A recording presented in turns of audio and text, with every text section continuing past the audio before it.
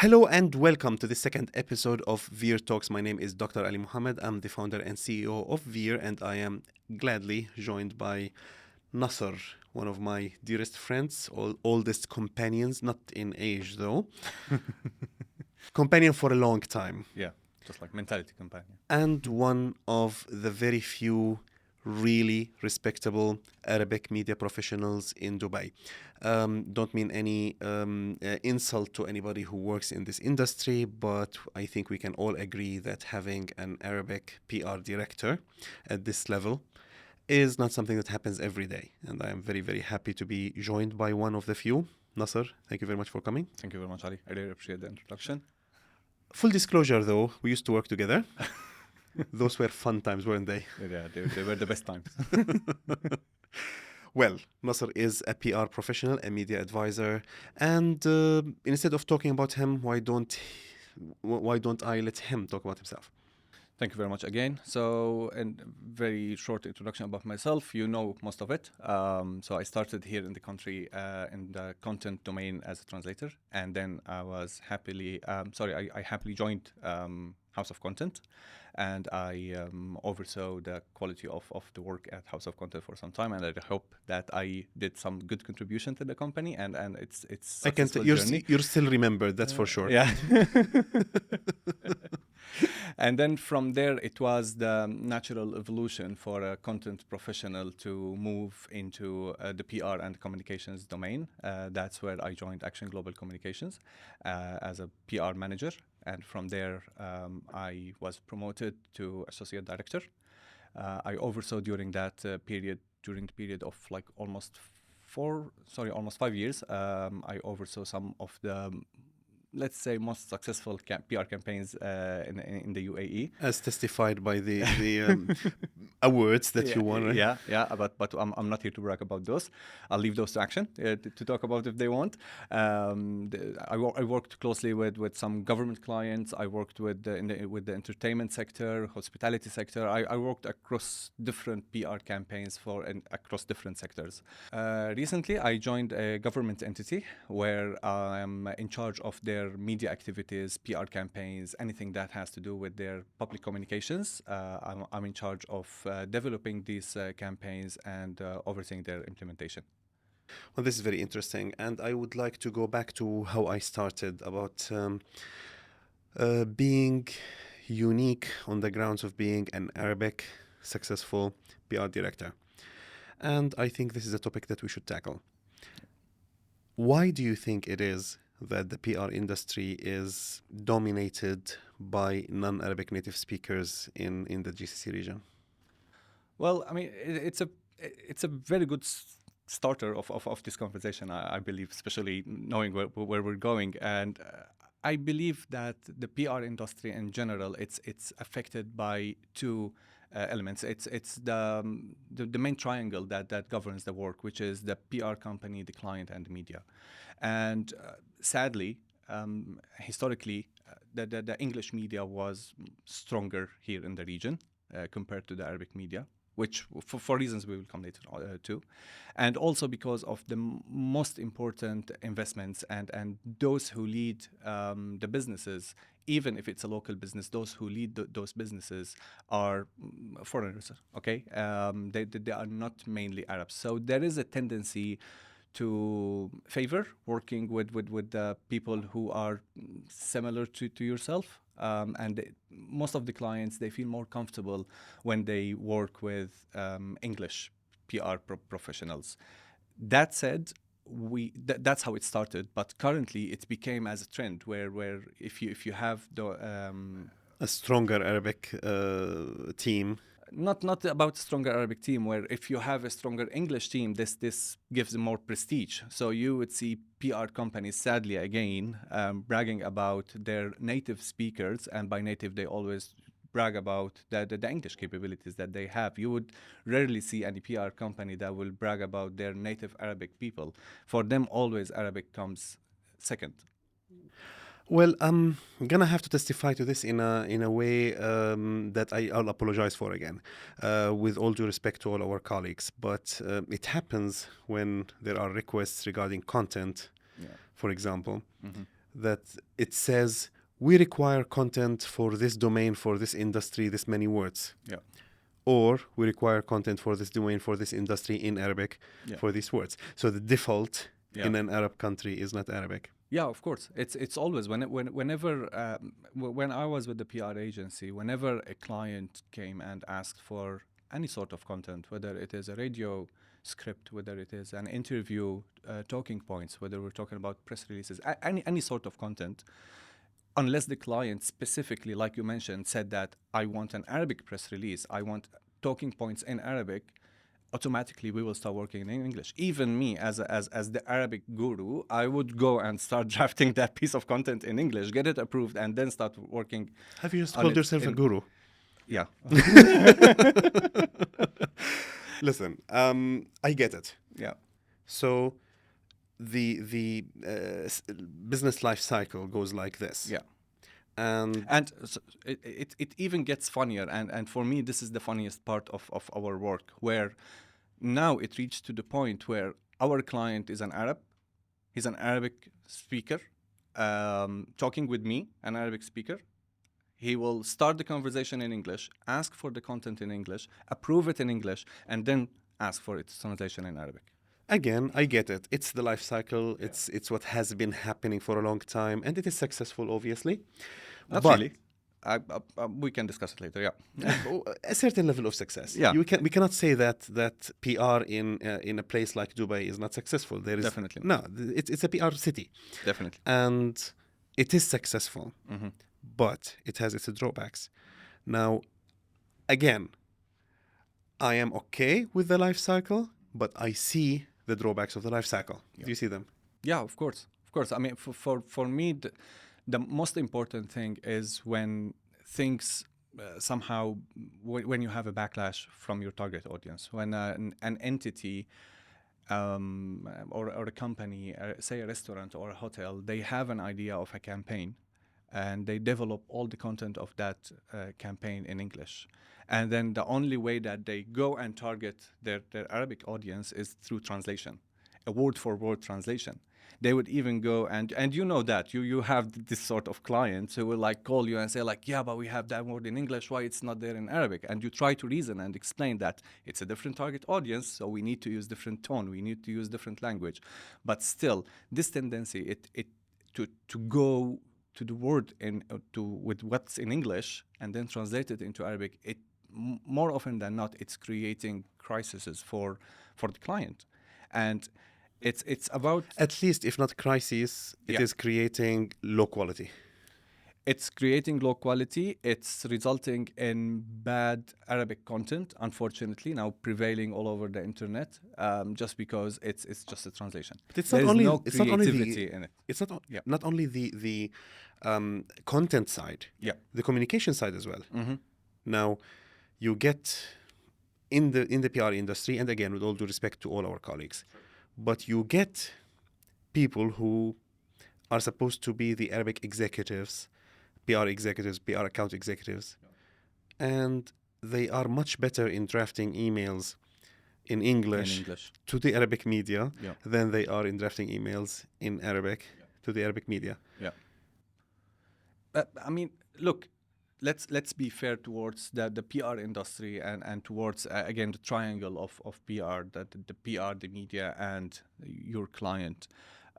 This goes back to many things, starting with where these people were educated. When I look at now young executives who are joining the marketplace, and you ask them the first question, they come from an Arab country. You ask them, do you know Arabic? And they're like, yeah, sure, we know Arabic. And they will be, of course, in an interview using the conversational Arabic. But when it comes to the actual work, when it comes to the actual delivery of the content, whether we're talking about social media, whether we're talking about press release or an email, as simple as drafting an email, they will start to struggle why, again, it goes back to the nature of our language, where we have the duality of the language, where the language that we Diglossia. speak, exactly, where the language that we speak, it's completely different from the language that we write. So the PR executives who feel more comfortable drafting that email in English, it's because they never tried it.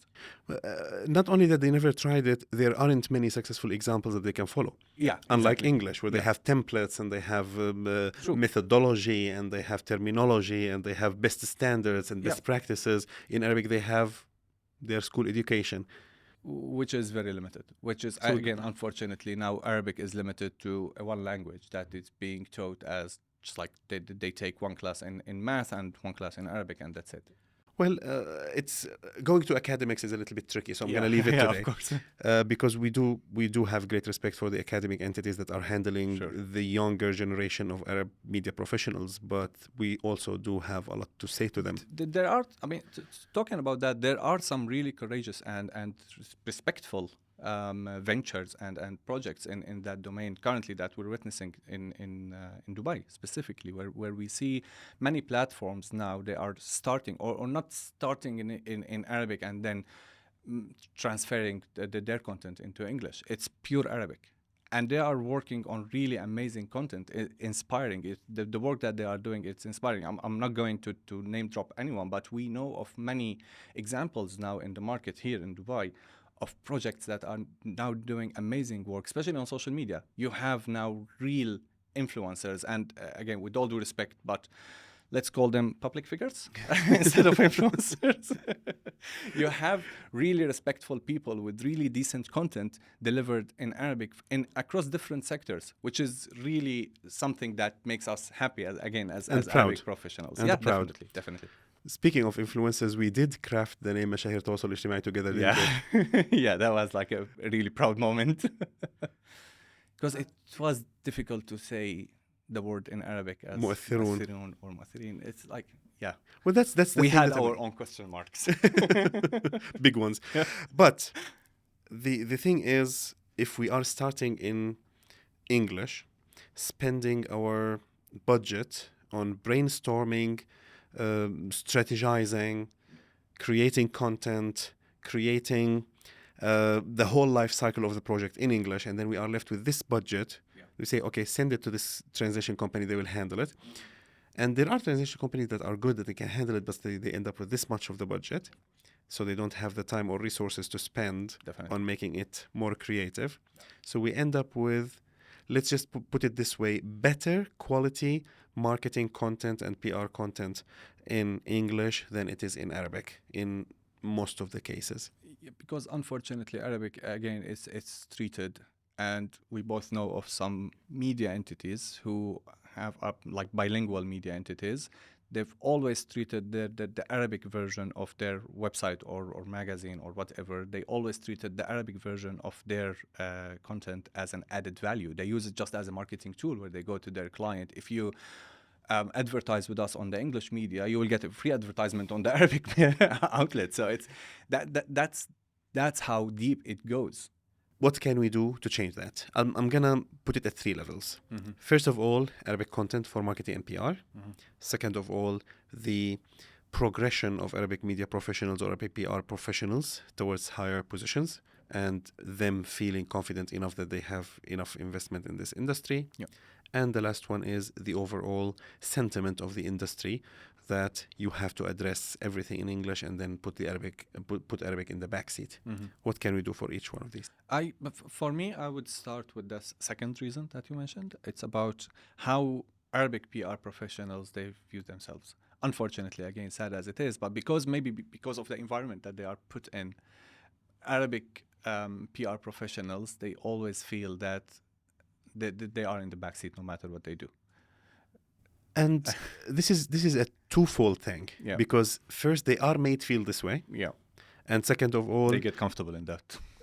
not only comfortable, they feel that it is not possible or good for them to progress beyond this point. Yeah.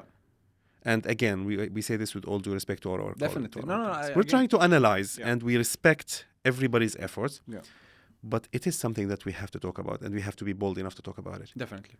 Yeah, and again, we have to be bold enough to go to the main roots of the issue, which is how is, again, it's the third reason that you mentioned, which is the general sentiment. If the market is not accepting to start with Arabic first, if the market is not accepting to receive a strategy drafted in Arabic, then you would always struggle with that. You cannot have the strategy developed in English, and then when we come to the actual content development, you expect me to draft it in Arabic. It goes again.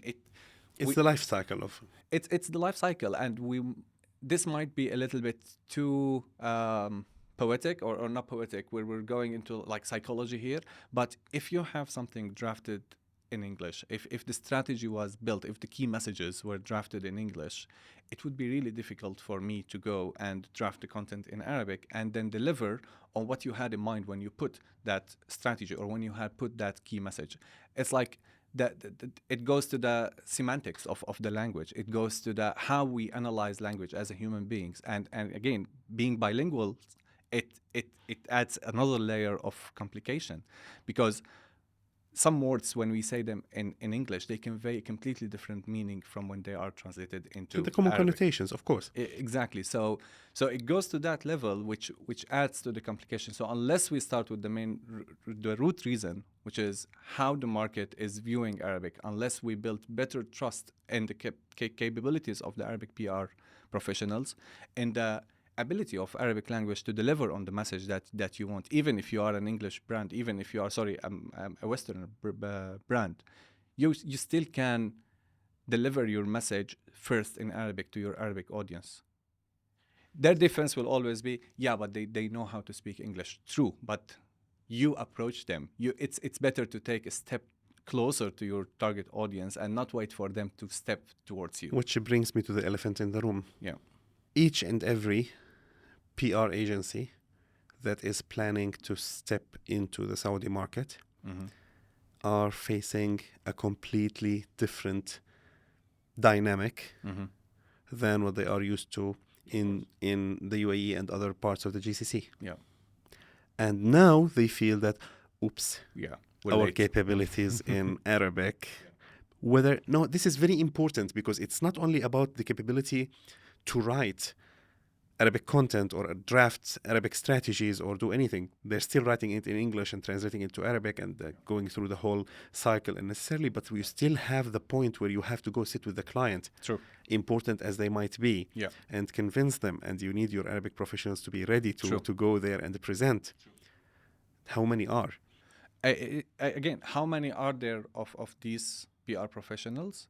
And again, it's about making sure that the PR industry that is going into the Saudi market, and again, I'm proud of what's happening in there, and I'm proud that we finally can see the PR industry forced to go Arabic first. But unfortunately, there is a tendency that we can see now, is that let's develop again our strategy in English, finalize everything in the language that we're more comfortable with, and then translate it, and then send the Arabic speakers, send the Arabic professionals just to be client-facing.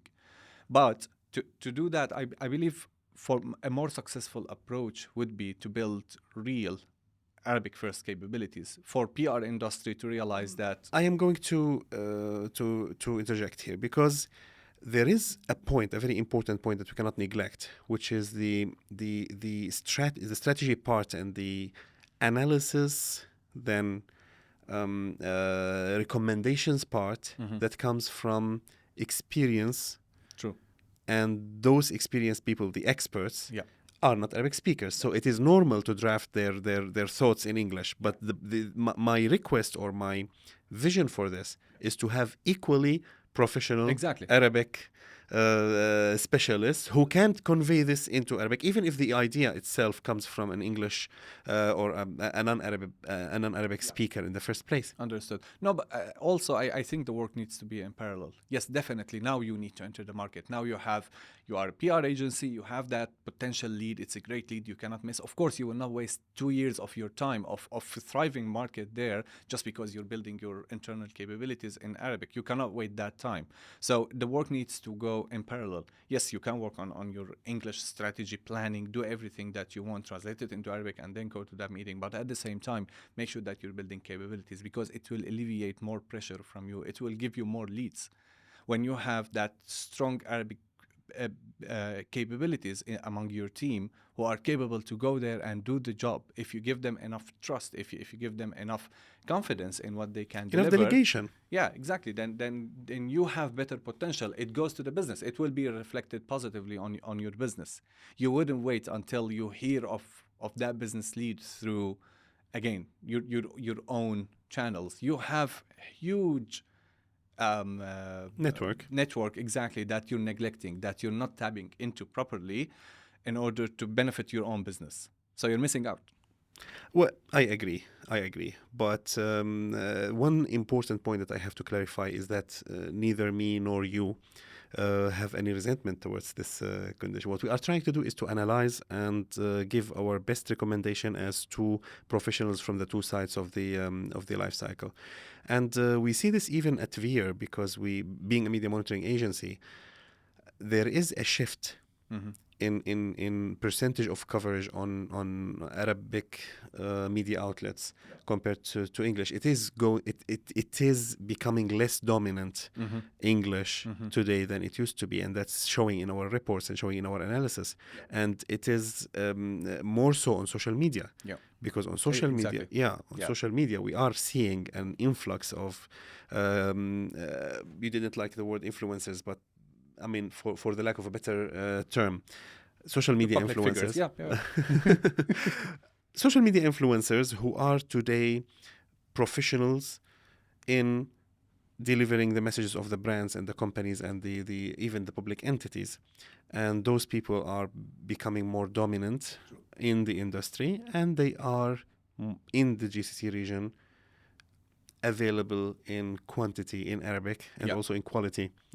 So this shift is happening. I can see it. And we are not expressing resentment towards this situation. We are just encouraging Arabic media professionals to pursue their career the right way. Yeah, definitely. And encouraging non-Arab media professionals to look at the Arabic side of the business in a different way, in a more constructive way.